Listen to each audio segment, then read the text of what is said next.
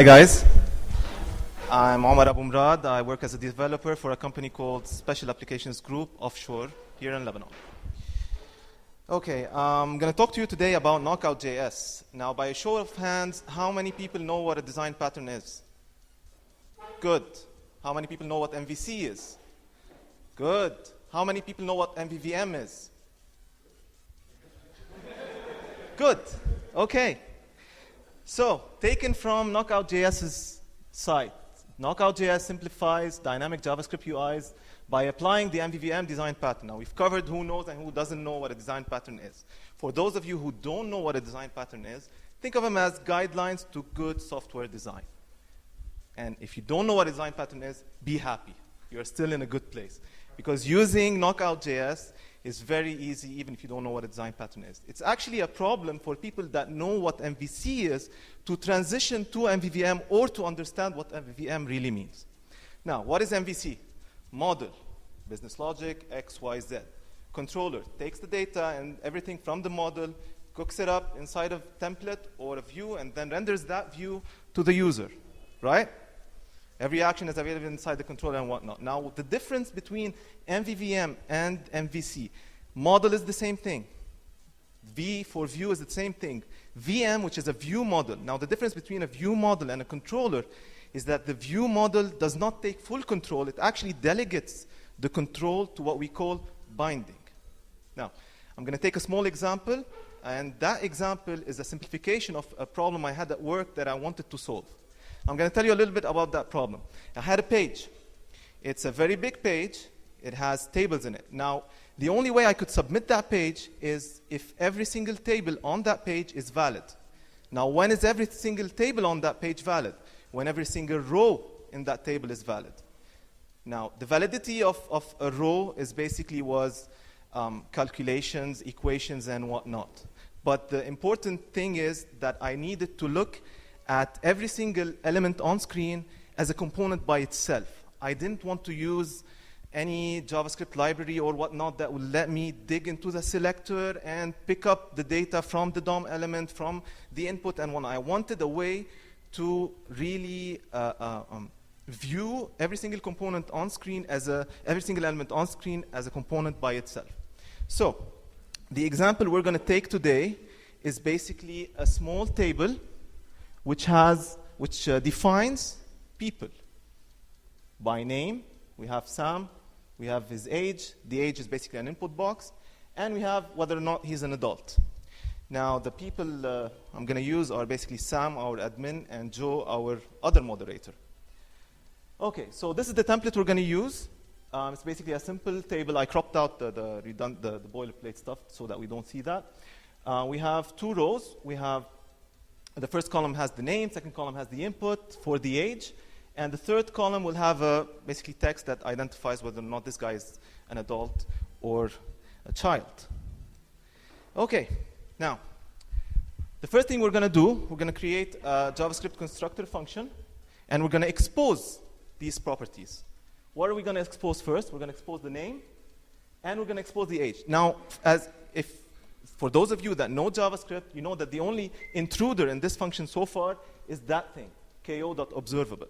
Now, what is that alien, ugly thing called observable? It's basically Knockout's way to detect dependencies, to detect changes occurring on screen within a certain model, within a certain property. This is how Knockout basically does dependency tracking. Okay, let's keep going. Okay, so the way that you would extract information from this property age is you would just call it, for example, .age, and you pass it the parentheses. The way that you would set that value is you would just pass it inside. That shouldn't be alien for those of you that use getters and setters within your languages, especially the Java guys. Okay. Let's move on. Now, we're going to add another one. This is still the same function. We're going to add another property to it. We're going to expose what we're going to call adult. Adult, what it does is that it checks whether that person's age is greater than or equal to 18, and then it's going to return whether it's true or false. Now, the thing that's also alien within this function that you see is ko.computed. Now, what does computed do? This is called a dependent observable. Now, that dependent observable, it gets computed every time any dependency inside that function changes. So in the case of this function, whenever age changes, the adult function gets recomputed. Finally, what we're going to do, we're going to instantiate this constructor, and we're going to pass it the name Joe. The magic that I called the binding, the entire thing, the binding mechanism, this is where it happens. KO is essentially the knockout exposed to the JavaScript scope, and we apply bindings, we pass it in this VM. Now this VM is now available to our entire window. You can have a certain view model available only to a certain part of your screen.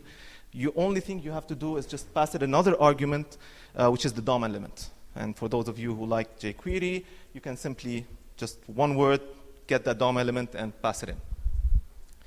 Let's move on. Now, we head back to our previous template. We're not just going to use one row for now. And the part that's in blue is what's an intruder again. It came in, it's basically what I added to this template. What you see basically is an attribute, a data bind attribute. Now, this is essential to Knockout. This is basically what drives Knockout within the view itself. This is our view. What we're doing is that we're binding the text of the column TD to the property name, which we exposed previously. And the second one, which is the input, we data bind the value of the input to the age property. Now, here's the thing. This part, which data bind value age, this is a two-way binding. You don't just bind one way. You're not just getting the data. Every time you change the value of age within the input box, it's going to make the changes within your view model as well. And finally, our last column, which is adult. What we're going to do, we're going to bind the text attribute to the adult computed function. That's an empty submit button, does nothing for now. Let's take a look at this in action. Sorry, it's not action. You can see I'm going to give you a JS fiddle URL in the end. You can run it, you can fork it, you can play with it, you can do anything you want. But if the age is 0, what is adult render? Now, we're not posting back to the server. This is all still on the same screen. It's not doing any magic. It's not contacting the server or doing anything above the ordinary. All that it's doing is that whenever age is less than 18, it's going to give you false for the computed property, and when the age is over 18, it's going to give you true. This is all happening within the same screen. You're not posting back or anything. Okay, now let's change it a little bit. Let's handle more than one row. Now, the code that we wrote before, the person view model, still renders true as is. We're going to keep it. We're going to use it. Actually, what we're going to do, we create another thing called table view model. Now, notice that even though I'm using the word view model per se, table view model, person view model, you could call it foo, bar. You don't have to say view model. That's just the naming convention we follow. Okay, so what we're going to do here is you guys see any red? There's no red. Okay, this dot people, we exposed an array, and we instantiated two people within that array. One of them is called Sam, the other one's called Joe. The other property that we exposed is this dot valid. Now, this table is going to render valid only when every single person is above 18. And you're going to see that over here. Now, how does this get recomputed? You'll notice that we're accessing the adult dependent observable dot adult, and that's why valid recomputes every single time adult changes. Okay, then the final function we're going to call process does nothing really. I just wanted to bind the click of a button to a function. Now, what we changed is that we're no longer binding to the person view model. What we're doing is that we're creating an instance of table view model, and we're passing it to Knockout so that it binds to the entire document as well.